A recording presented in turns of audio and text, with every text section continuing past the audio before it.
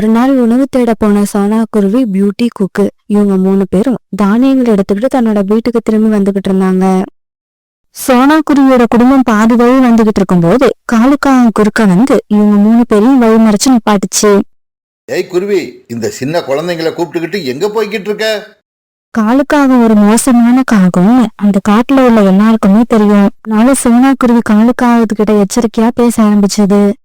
காகமே, மரியாதையா வழிய விடு, நாங்க வீட்டுக்கு போய்கிட்டு இருக்கோம். என்னது, மரியாதையா வழிய விடணுமா? வழிய விடலன்னா என்ன பண்றது ஐடியா? இங்க பாரு காகமே, உன்னோட மிரட்டலுக்கு எல்லாம் நான் பயந்துகிட்டு போயிடுவேன்னு நினைக்காத. என் உடம்புல உயிர் இருக்கிற வரைக்கும் உன்னை நான் சும்மா விட மாட்டேன். உன் பேச்செல்லாம் நல்லாதான் இருக்கு, இருந்தாலும் இந்த மாதிரி என்கிட்ட மட்டும் பேசினா பத்தாது. இன்னும் கொஞ்ச நேரத்துல இங்க ஒரு கெஸ்ட் வர போறாங்க, அவங்க கிட்டயும் இதே மாதிரி பேசு. கழுகக்கா, கழுகக்கா, மறைஞ்சு நின்னது போதும், சீக்கிரமா வெளியில வாங்க. உங்களுக்கு விருந்து தயாரா இருக்கு, நீங்க வெளியில வந்து சாப்பிட ஆரம்பிக்கலாம். காலுக்காக இப்படி சொன்னவரானே அங்க இருந்த மரத்துக்கு பின்னால மறைஞ்சிருந்த கழுகு அந்த இடத்த விட்டு வெளியே வந்துச்சு.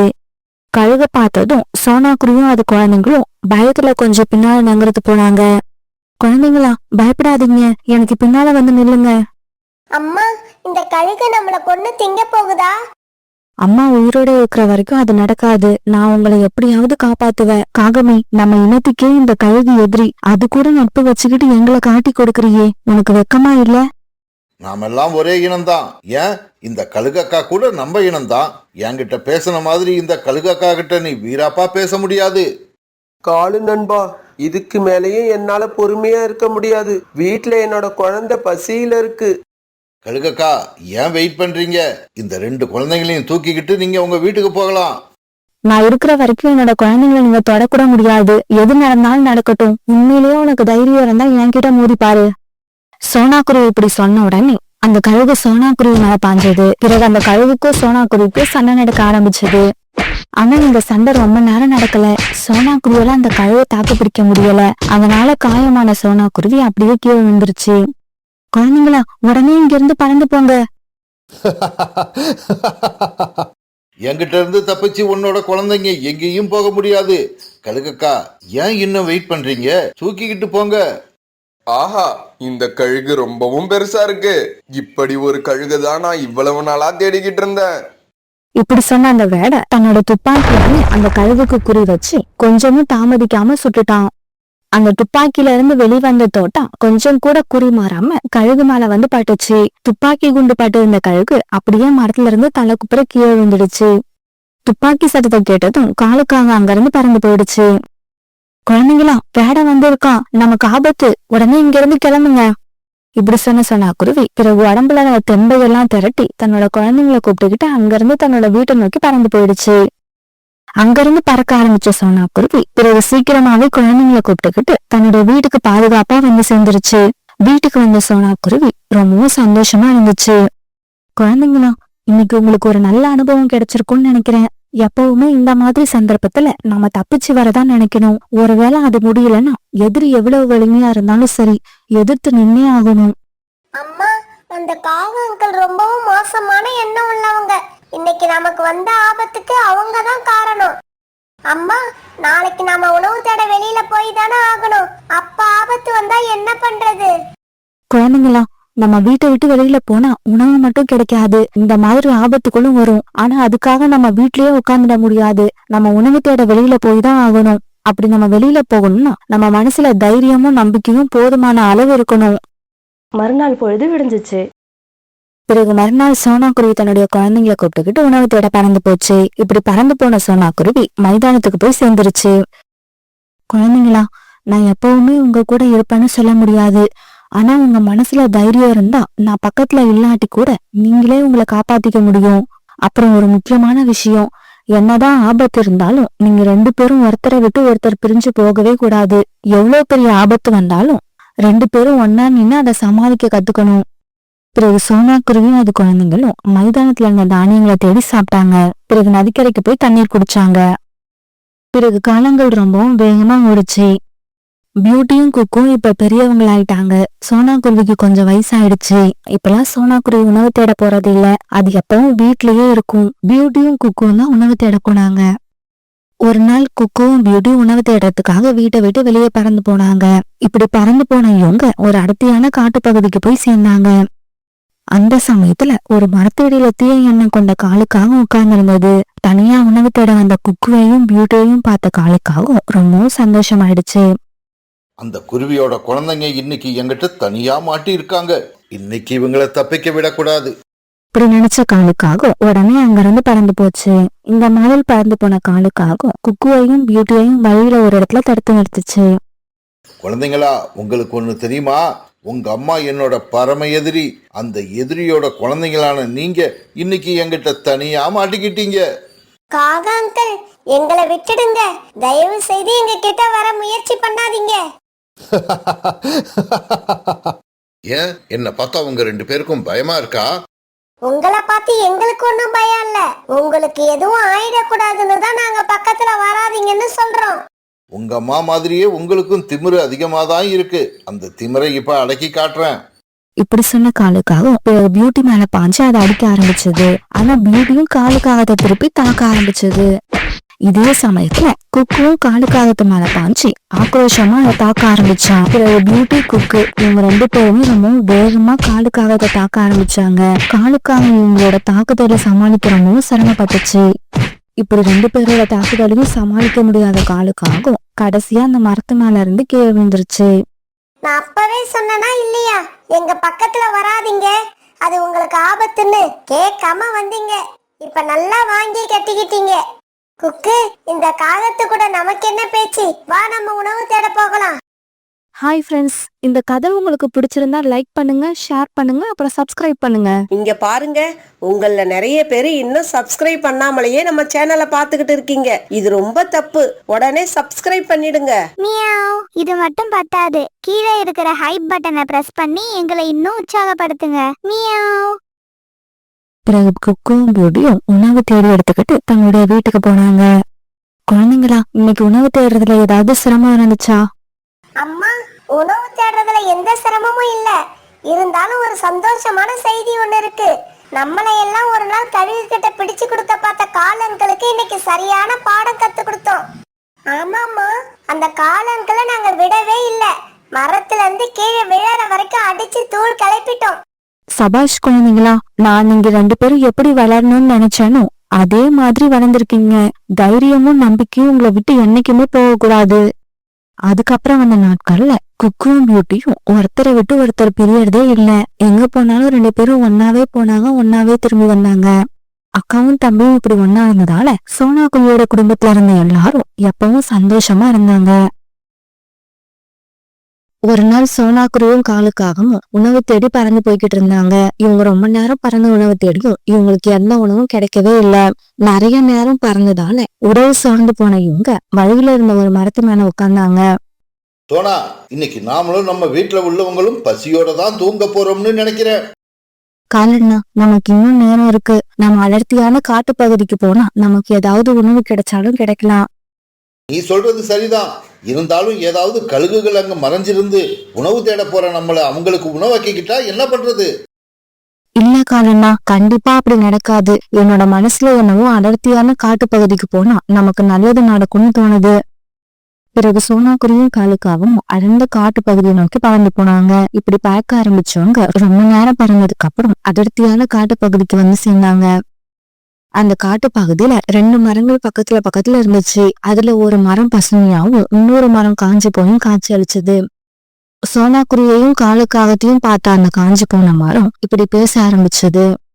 வாங்க வாங்க, என்னோட வேர்க்கடியில நிறைய பொற்காசுகள் இருக்கு. அதை எடுத்துக்கிட்டு போய் மீதி உள்ள வாழ்க்கைய சந்தோஷமா வாழுங்க. இல்ல இல்ல, அந்த மரத்தோட பேச்ச நம்பாதீங்க. அது பொய் சொல்லுது. என்னோட வேர்க்கடியில தான் தங்க காசுகள் இருக்கு. நீங்க 2 பேரும் இதை எடுத்துக்கிட்டு போங்க. காலண்ணா, நாம 2 பேரும் ஆளுக்கு ஒரு மரத்தை தேர்ந்தெடுத்து தோண்ட ஆரம்பிப்போம். நமக்கு என்ன கிடைக்குதோ கிடைக்கட்டும். சோனாக்குருவி இப்படி சொன்ன உடனே காலுக்காக யோசிக்க ஆரம்பிச்சது. இதுவோ காஞ்சி போன மரம். இதோட வேர்க்கடியில பொற்காசுகள் இருக்காது. ஒருவேளை இருந்தா கரையான் இருக்கும். ஆனா அந்த மரம் அப்படி இல்ல, நல்ல பசுமையா இருக்கு. அதனால நாம அந்த மரத்துக்கு கீழே தோண்டி பார்ப்போம். சோனா, நான் அந்த பசுமையான மரத்துக்கு கீழே தோண்டி பார்க்கறேன். நீ இந்த காஞ்சி போன மரத்தை எடுத்துக்க. சரி காலண்ணா, நீங்க சொன்னபடியே நான் அந்த காஞ்ச மரத்தை எடுத்துக்கிறேன். அது சரி, நாம இப்ப மண்ணை தோன்றதுக்கு ஏதாவது கருவி வேணுமே, என்ன பண்றது? காலுக்காக இப்படி சொன்ன உடனே மாயமான முறையில அந்த இடத்துல 2 மண்வெட்டி வந்துச்சு. அதை பார்த்த காலுக்காகவும் சோனாக்குருவியும் அதிர்ச்சியானாங்க. இந்த இடத்துல என்னவோ நடக்குது. இதையெல்லாம் பார்த்தா மனசுக்குள்ள லேசா பயம் வேற வருது. வேறு கடியில இருக்கிற பொற்காசுகள் எடுத்துக்கிட்டு சீக்கிரமா அந்த இடத்த காலி பண்ணி ஆகணும். சோனா, என்ன வேடிக்கை பார்த்துக்கிட்டு இருக்க? வா, இந்த மண்வெட்டி எடுத்து சீக்கிரமா மண்ணை தோண்ட ஆரம்பிப்போம். காலுக்காக ஒரு மரவெட்டியை எடுத்து அந்த பசுமையான மரத்தோட வேறு கடியில தோண்ட ஆரம்பிச்சது. சோனாக்குருவி காஞ்சு போயிருந்த மரத்தோட வேறு கடியில தோண்ட ஆரம்பிச்சது. இப்படி இங்க கொஞ்ச நேரம் தோண்டினதுக்கு அப்புறம் காலுக்காக தோண்டின மரத்துக்கு அடியில இருந்து நிறைய இரும்பு காசுகள் வெளியில வந்துச்சு. அதை பார்த்து காலுக்காகவும் சந்தோஷமாயிடுச்சு. வந்தது இரும்பு காசுகளா இருந்தாலும் நிறைய வந்திருக்கு. இத கொண்டு போய் பழைய இரும்பு கடையில கொடுத்துட்டு அவங்க கொடுக்கிற பணத்தை வச்சு மத்தியான சாப்பாட்டுக்கு 3 பிரியாணி வாங்கிக்கிட்டு போய் நான், கோரி, ஜக்கு இப்படி 3 பேரும் சந்தோஷமா சாப்பிடுவோம். சோனாக்குருவி அந்த காஞ்சு போன மரத்துக்கு அடியில ரொம்ப நேரமா தோண்டிக்கிட்டு இருந்துச்சு. ஆனா சோனாக்குருவிக்கு எதுவுமே கிடைக்கல. இத பார்த்த காலுக்காகவும் சோனாக்குருவியை கிண்டல் பண்ண ஆரம்பிச்சது. சோனா, இவ்வளவு பசுமையா இருக்கிற மரமே இரும்பு காசுகளை தான் கொடுக்குது. அப்படி இருக்கிறப்ப அந்த காஞ்சி போன மரத்தால என்ன கொடுத்துட முடியும்? நீ எவ்வளவு நேரம் தோண்டினாலும் உனக்கு எதுவுமே கிடைக்க போறது இல்ல. காலுக்காக இப்படி சொல்லி கொஞ்ச நேரத்துல எல்லாம் சோனாக்குருவி தோண்டின இடத்துல இருந்து ஒரு தங்க காசு ஒண்ணு வெளியே வந்துச்சு.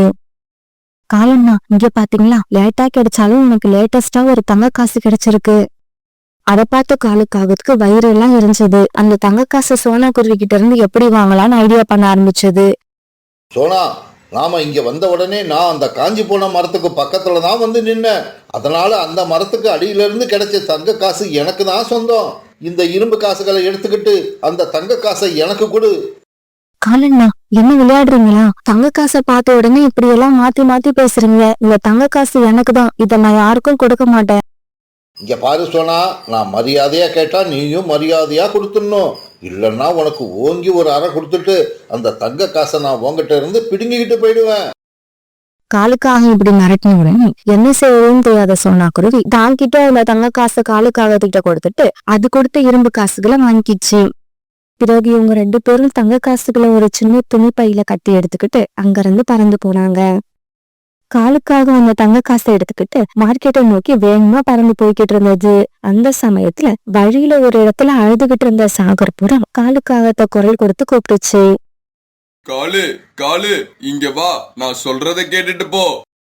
சாகர்புறா இப்படி கூப்பிட்ட உடனே காலுக்காக புறா கிட்ட போய் உட்காந்துச்சு. ஏய் சாகர், என்ன விஷயமா கூப்பிட்ட? சீக்கிரம் சொல்லு, எனக்கு நிறைய வேலை இருக்கு. காலு, எனக்கு ரொம்பவும் காய்ச்சல் அடிக்குது. அந்த காய்ச்சலோடயே உணவு தேட வந்தேன். ஆனா என்னால இப்ப திரும்பவும் வீட்டுக்கு போக முடியல. தயவு செய்து எனக்கு காய்ச்சலுக்கான மருந்தை வாங்கிக்கிட்டு வந்து கொடுத்துட்டு போ. அப்பதான் என்னால வீட்டுக்கு போக முடியும். ஆமா, மருந்தை யாராவது இலவசமா கொடுப்பாங்களா என்ன? சீக்கிரமா பணத்தை எடு. என்கிட்ட பணம் இல்ல. உன்கிட்ட இருந்தா வாங்கிக்கிட்டு வா. நாளைக்கே உனக்கு திருப்பி கொடுத்துட்றேன். அப்படின்னா காய்ச்சலுக்கான மருந்தையும் நாளைக்கே வாங்கிக்கலாம். உன் கூட பேசுனதால என்னோட நேரம்லாம் வீணாகி போச்சு. இப்படி சொன்ன காலுக்காக உடனே அங்கிருந்து பறந்து போயிடுச்சு. பிறகு கொஞ்ச நேரம் கழிச்சு சோனாக்குருவி அந்த வழியா பறந்து வந்தது. வழியில சாகர்புறா அழுதுகிட்டு உட்கார்ந்துருக்கத பார்த்துட்டு சோனாக்குருவி அது பக்கத்துல போச்சு. சாகர் அண்ணா, உங்களுக்கு என்ன ஆச்சு? ஏன் அழுதுகிட்டு இருக்கீங்க? உடனே சாகர்புறா தனக்கு காய்ச்சல் வந்த விஷயத்தையும் தன்னால பறக்க முடியாதையும் சோனாக்குருவி கிட்ட சொல்லுச்சு. சாகர் அண்ணா, அழாதீங்க. நான் இப்பவே போய் காய்ச்சலுக்கான மருந்து வாங்கிட்டு வரேன். நீங்க பத்திரமா இங்கேயே உட்கார்ந்துருங்க. இப்படி சொன்ன சோனாக்குருவி பிறகு நேரம் வைத்தியர் வீட்டுக்கு பறந்து போச்சு. வைத்தியர் வீட்டுக்கு போனதும் தாங்கிட்ட இருந்த இரும்பு காசுகள்ல ஒரு காசை எடுத்து கொடுத்துட்டு காய்ச்சலுக்கான மருந்தை வாங்கிக்கிச்சு. பிறகு அந்த மருந்தை எடுத்துக்கிட்டு சோனாக்குருவி சாகர்புறா இருக்கிற இடத்துக்கு திரும்பி வந்துச்சு. பிறகு அந்த மருந்தை எடுத்துட்டு வந்து சாகர்புறா கிட்ட கொடுத்த உடனே சாகர்புறா அந்த மருந்தை குடிச்சது. சோனா, நீ மட்டும் எனக்கு இந்த சமயத்துல உதவி பண்ணலன்னா நான் இங்கேயே இறந்து போயிருப்பேன். புறான்னா, நாம ஒருத்தருக்கு ஒருத்தர் உதவி செஞ்சு வாங்கினா அப்புறம் என்னதான் இருக்கு? அப்படி உதவி செய்யலைன்னா நாம உயிரோட பிறந்ததுக்கே அர்த்தம் இல்ல. இப்படி சொல்லிட்டு சோனாக்குருவி அங்கிருந்து பறந்து போயிடுச்சு. இதே சமயத்துல காலுக்காக மார்க்கெட்ல இருக்க தங்க காசுகள் வியாபாரம் பண்ற கடைக்கு போச்சு. சேட்ஜி, இந்த தங்க காசை எடுத்துக்கிட்டு எவ்வளவு பணம் கொடுக்க முடியுமோ அவ்வளவு பணம் கொடுங்க. இப்படி சொல்லிட்டு காலுக்காக மூட்டையை பிரிக்க அதுக்குள்ள இருந்து ஒரே ஒரு இரும்பு காசு வெளி வந்துச்சு. என்ன காலு, இரும்பு காசை விற்பனை பண்றதுக்கு நீ எதுக்காக என்னோட கடைக்கு வந்த? போ போ, இந்த காசை எடுத்துக்கிட்டு பழைய இரும்பு கடைக்கு போ, அங்கதான் இந்த காசை வாங்குவாங்க. செட்ஜி, நான் சொல்றது நம்புங்க, இதுக்குள்ள தங்க காசு தான் இருந்துச்சு. இங்க பாரு காலு, உனக்கு கண்ணுல பிரச்சனையா இல்ல உன்னோட மனசுல பிரச்சனையான்னு தெரியல. எதுவா இருந்தாலும் நீ சீக்கிரமா போய் ஒரு டாக்டரை பாரு. சேஜு இப்படி சொன்ன உடனே அவமானப்பட்ட காலுக்காகவும் பிறகு அங்க இருந்து அழுதுகிட்டே பறந்து போச்சு. இதே சமயத்துல சோனா குருவி இரும்பு காசுகள் இருந்த மூட்டையை எடுத்துக்கிட்டு பழைய இரும்பு வியாபாரம் பண்ற கடைக்கு போச்சு. இந்த காசுகளை வித்து கிடைக்கிற காசுல என்னோட குழந்தைங்களுக்கும் எனக்கும் இரவு உணவு வாங்கிட்டு போவேன். இப்படி நினைச்ச சோனா குருவி அது வச்சிருந்த மூட்டையை பிரிக்க அதுக்குள்ள இருந்து தங்க காசுகள் கொட்டுச்சு.